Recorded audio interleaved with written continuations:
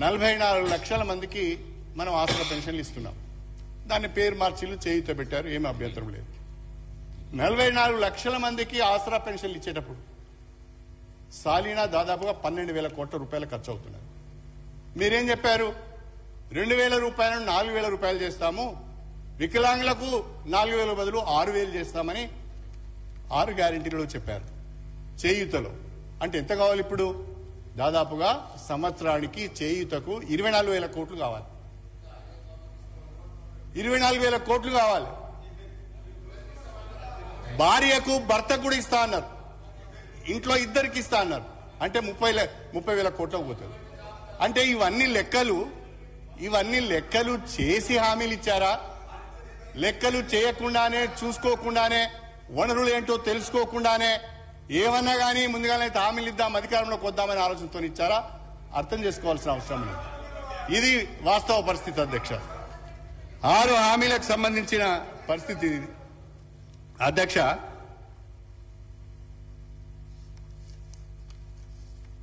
Industry IT గురించి చెప్పారు.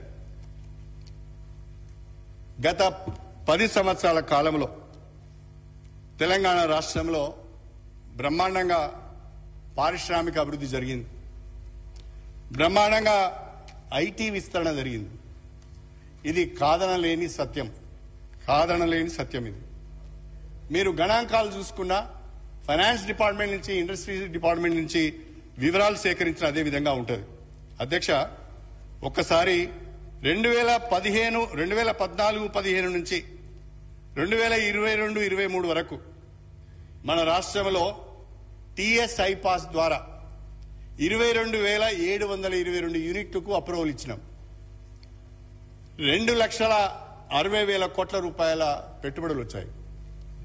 అదేవిధంగా ఐటీకి సంబంధించి 2013-14లో మన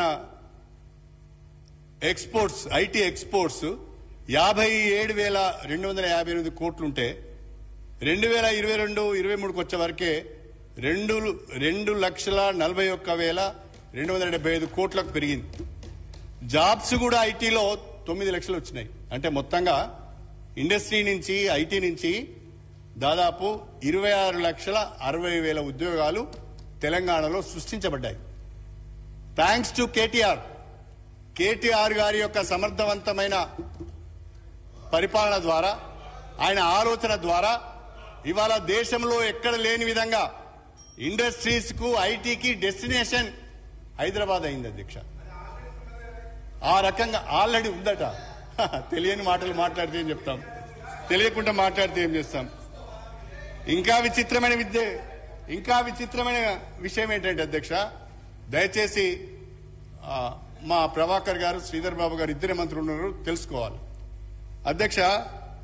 ఈ బడ్జెట్ డాక్యుమెంట్ లో మన తెలంగాణ ప్రభుత్వం, ముఖ్యమంత్రి గారు, శ్రీధర్ బాబు గారు, మంత్రి గారు ఇద్దరు కూడా దావోస్ వెళ్లారు, 40,000 కోట్ల రూపాయల పెట్టుబడులు తెచ్చారు అని ఈ డాక్యుమెంట్ లో రాస్తారు అధ్యక్ష.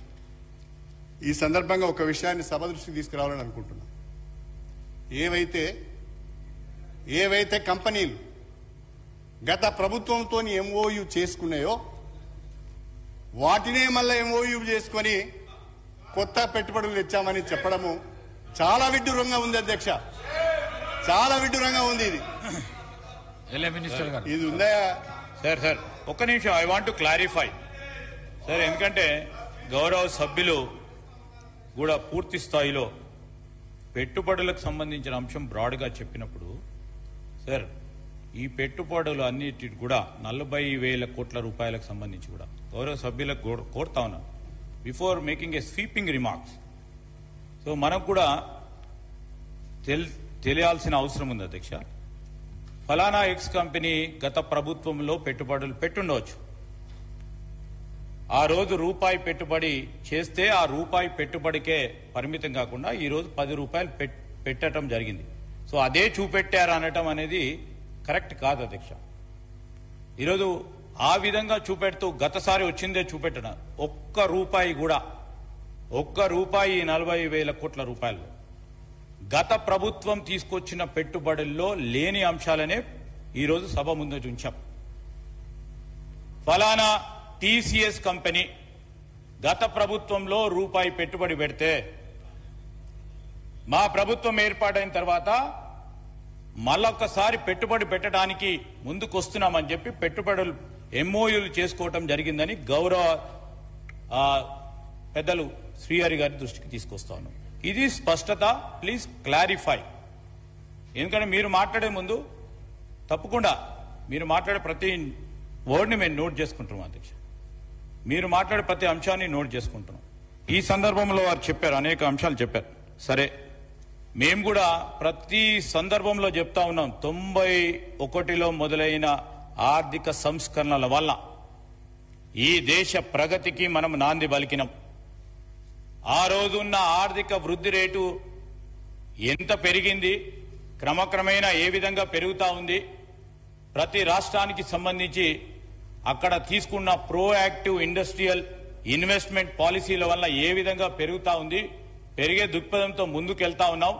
మేము ఈరోజు మాకు బేషిజాలు లేవు అధ్యక్ష. మొన్న కూడా చెప్పడం జరిగింది, ఏదైనా గత ప్రభుత్వం ఒక మంచి విధానపరమైన నిర్ణయం తీసుకుంటే రాష్ట్ర ప్రగతికి సంబంధించి దాన్ని ఇంకా మెరుగైన రీతిలో ముందుకు తీసుకెళ్లే ప్రయత్నం చేస్తాం మా ప్రభుత్వం అని మేము ఈ రాష్ట్ర ప్రజలకు మీకు కూడా చెప్పడం జరిగింది అధ్యక్ష. మేమేం కావంటలేం. సరే, గత సంవత్సరం 20,000 కోట్ల పెట్టుబడులకు సంబంధించిన ఎంఓయూలు చేసుకుని ఉంటారు. ఈ రోజు మేము 40,000 కోట్ల రూపాయలకు సంబంధించిన ఎంఓయూలు చేసుకోవటం జరిగింది. మనం అందరం కూడా సమిష్టిగా ఈరోజు రాష్ట్ర ప్రగతి గురించి ఆలోచన చేస్తున్న సందర్భంలో మీరు ఈ విధంగా మాట్లాడితే వాణిజ్యం, వ్యాపారం, వ్యాపారస్తులకు కూడా అనుమానాలు, అపోహలు క్రియేట్ చేయడానికి ఆస్కారం ఉంటుంది. కనుక మనం అందరం కలిసి కూడా రేపు రాబోయే కాలంలో 40,000 కోట్లు కాదు, రాబోయే సంవత్సరంలో 80,000 కోట్ల తీసుకురావడానికి మంచి సూచనలు, సలహాలు ఇవ్వండి. సరే, ఈ రోజు నేను అందుకోసం చెప్తా ఉన్నాను అధ్యక్ష, ఎక్కడ కూడా వారు చెప్పిన ఇంకో అంశం ఉంది అధ్యక్ష. ఈరోజు ఏదో టైం పాస్ చేసి ఎలక్షన్ల తర్వాత పక్కన పెడదాం ఆ హామీలను లేదు. ఈ రోజు మేము చెప్తా ఉన్నాం, మేము అడుగుతా ఉన్నాం అధ్యక్ష. గౌరవ పెద్దలు శ్రీహరి గారు కూడా వారు మేనిఫెస్టోకు సంబంధించిన అంశాల విషయంలో తప్పకుండా మేము అనుకుంటాం. కేసీఆర్ గారు, హరీష్ రావు గారు, ప్రశాంత్ రెడ్డి గారు, కేటీఆర్ గారు, సీనియర్ సభ్యులందరూ కూర్చొని మేనిఫెస్టో తయారు చేసి ఉంటారు. మేము మహాలక్ష్మి పథకం కింద 2,500 రూపాయలు ప్రతి ఇంటిలో ఒక గృహిణికి ఇస్తామని చెప్తే వారు 3,000 అన్నారు అధ్యక్ష. మేము చేయూతని అన్నాం. మేము అనగానే మేము చేయూత 2,000 నుంచి 4,000 చేద్దామంటే వాళ్ళు మా తర్వాత వాళ్ళు ఆ విధంగా అన్నారు. వాళ్ళు ఏ విధంగా తీసుకుపోతుండే అధ్యక్ష? దానికి ఏమైనా బేసిస్ ఉందా ఈరోజు మాట్లాడితే అధ్యక్ష?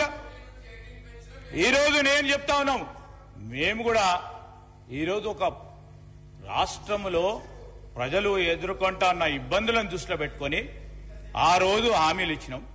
హామీలు నిలబెట్టుకోవడానికి ప్రయత్నం చేస్తాం, నిలబెడతాము. వారికి అరే సార్, వారు స్వీపింగ్ రిమార్క్స్ చేశారు సార్, వారు అరే స్వీపింగ్ రిమార్క్స్ చేశారు సార్, అరే ఆన్సర్ చేస్తా ఉన్నాం sir. It's our right sir. When is misleading the house sir, when somebody is misleading the house, it's my responsibility to put before the house to correct sir. Sir, నేను గౌరవ శాసన సభ్యులను కోరుతా ఉన్నా అధ్యక్ష, వారు కూడా ఇక్కడ ఉండి అనేక సందర్భాల్లో మాట్లాడటం జరిగింది అధ్యక్ష. నేను ఏం చెప్తా ఉన్నా అంటే, please I'm clarifying sir, not speech. I'm clarifying sir, I'm clarifying the government stand sir. నేను కూడా గౌరవ పెద్దలను కూడా కోరుతా ఉన్నాను అధ్యక్ష. ఇది పెట్టుబడులకు సంబంధించిన అంశం వచ్చే వరకు I just want to clarify the point. From here we can go on.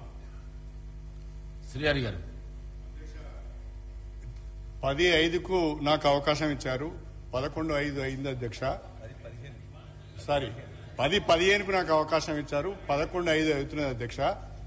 దాదాపు 35 నిమిషాలు వాళ్ళు నన్ను ఇంటరప్ట్ చేసిన అధ్యక్ష.